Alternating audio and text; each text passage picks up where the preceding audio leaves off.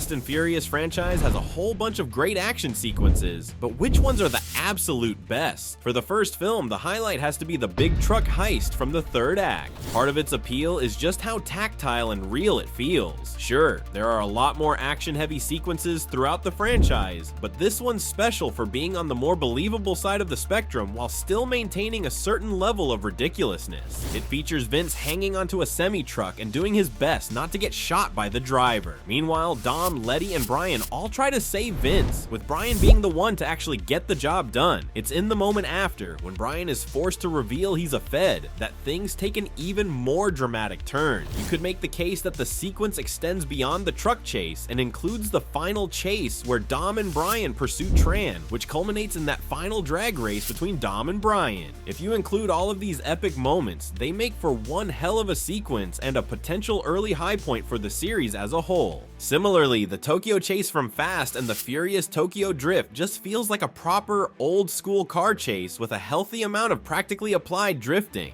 While the most impressive stunt, Takeshi's drift down a 4-story parking garage ramp, is earlier in the film, this sequence gives us plenty of drifting through busy streets to make up for that insane driving. It also ends with the apparent death of Han, otherwise known as the most retconned character in the franchise. This is the same race that's picked up on at the end of Furious 6, wherein it's revealed that Deckard Shaw was the one behind the wheel of the car that hit Han. There is certainly a case to be made for the final race down the mountain as the ultimate sequence in Tokyo Drift, especially since it pits a 2002 Nissan Fairlady Z against a 1967 Ford Mustang, which is just a cool image. However, the chase through the city of Tokyo wins out thanks to its lasting effect on the franchise. We're gonna dive right into Fast 5 now, and we get what you're thinking. What about Fast and Furious, the fourth entry in this vaunted franchise? Well, there's just not enough room on this list, sadly, for that underwhelming mind chase, unfortunately. No offense to Fast and Furious, it's a good film, but sadly, it like Too Fast, Too Furious isn't making the list. The vault chase from Fast 5, meanwhile, is a masterclass in nonsensical action filmmaking. It's just such an insane idea, to use 2 supercharged cars to tear a vault out of a police station and then pull it through Rio de Janeiro in a high-speed chase with every dirty cop in the city. It's an outrageous concept done justice through mostly practical filmmaking, which included the building of 5 different variations of the vault. This included a drivable version built around a pickup truck and one built onto a semi-truck for hard-hitting ramming shots. It all culminates in an excellent bridge chase, wherein Dom does his thing and seemingly sacrifices himself for the greater good. Like with Tokyo Drift, this is also a scene that's brought back and given additional context in a follow-up. In this case, Fast X starts off with a flashback to the events of Fast 5, showing us that Dante Reyes was there the whole time and was even driving on the bridge when Dom did his saving of the day. Normally, being associated with a subpar entry would be a hindrance, but the vault scene is so good that it still comes out on top as one of, if not the greatest sequences in the Fast saga. Fast and Furious 6 gets pretty wild early on with the flip car chase. In it, Owen Shaw starts off by blowing up his base of operations, which leads to a chase through London using these Formula 1 inspired vehicles. Pretty much anywhere you look at this car, it's definitely unique. The sequence necessitated the building of actual flip cars designed by Dennis McCarthy, which actually flipped cars as seen in the finished film. The cars featured 4-wheel steering, which allowed the drivers to perform a crab walk-like maneuver, as well as the ability to turn 180 degrees extremely fast. It's a harrowing sequence, made all the better by some really cool cars. The tank chase, also in Fast and Furious 6, is another standout sequence within the franchise. It doesn't feature anything as innovative as the flip car, but that doesn't matter when it features our heroes using their sick car skills to take down a literal tank.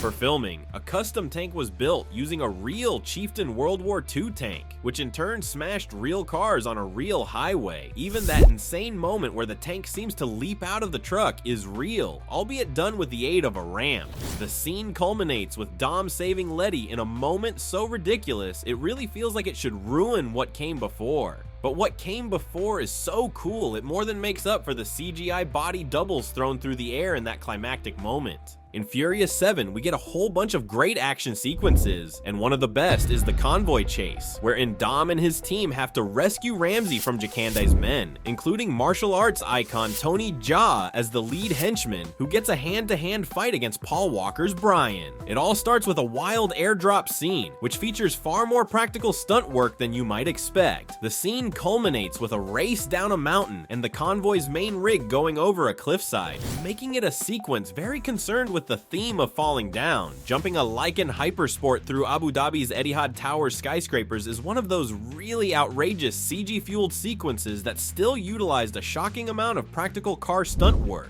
This is the shortest sequence on our list, but that's not a knock on what the production team was able to pull off. They built several 30-foot tall glass and aluminum structures for the stunt drivers to drive through, resulting in a mostly believable action sequence. Well, as believable as you would expect under the circumstances. It's the crown jewel of Furious 7's many stellar action beats, and features some of the film's many instances of incredible CGI doubling for the late Paul Walker. Our lone sequence from Fate of the Furious doesn't even involve a single car, nor do any of the main family members make an appearance. Instead, it's the prison fight scene, wherein Hobbs is given the option to leave prison, and after a little convenient prison door sensor destruction, all of his fellow prisoners are let loose. One of those prisoners is Deckard Shaw, who proceeds to attempt an escape of his own. Hobbs gives chase, and the two of them kick an insane amount of ass on their way to meet Mr. Nobody.